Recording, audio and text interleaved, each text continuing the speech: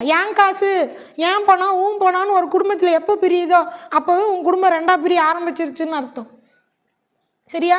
1000 பேர் 1000 சொல்லுவான். உன் பணம் தனியாக எடுத்து வை, ஒழிச்சு வை, உனக்குன்னு ஆகும், உனக்குன்னு இருந்து என்ன பண்ண போற? நம்மளுக்குன்னு இருக்கணும். அதுதான் சந்தோஷம். நம்ம குடும்பம் நம்மளுக்காகன்னு இருக்கணும். சொல்றவன் ஒன்னாதான் இருப்பா, அவ வீட்டுல ஜாலியாக தான் இருப்பா இல்லையா? நாளைக்கு உன் வாழ்க்கை வீணா போயிடும். ஒரு ஃபேமிலியை பேஸ் பண்ணி தான் நம்ம வளர்றோம். ஒரு ஃபேமிலிக்காக தான் இருக்கோம். நம்மளுதுன்னு இருங்க. நீங்கள் நாளைக்கு நிறையா சம்பாதிப்பீங்க. ஏன்னா இந்த ஃபீல்டு அந்த மாதிரி. பணம் கண்ணை மறைச்சிடக்கூடாது. குடும்பத்தை விட்டுறாதீங்க. சரியா? எவ்வளோ சம்பாதிச்சாலும் குடும்பத்தோட ஷேர் பண்ணுங்க. அப்போ சந்தோஷமா இருக்கும். எங்கேயோ ஒரு டூர் போகிற தனியாக டூர் போய் ஜாலியாக இருப்பீங்களா?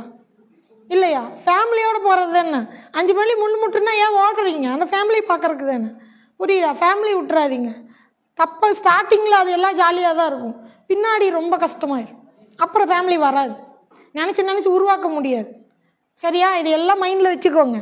எப்போ எத்தனை வருஷம் ஆனாலும் மேம் இதையும் சொல்லி கொடுத்தாங்கன்னு மறந்துடாதீங்க. சரியா? என்ன தப்பு பண்ணாலும் அப்போ ஜாலியாக தான் இருக்கும். என்ன தப்பு எல்லாமே ஜாலியாக தான் இருக்கும். ஏன்னா அது ஒரு மாய. அது இழுக்கும். ஆசை காட்டி உன்னை இழுக்கும். புரியுதுங்களா? ஆனால் அதுக்கப்புறம் நரகம்னா என்னன்னு உங்கள் லைஃப்பில் அது காட்டும்.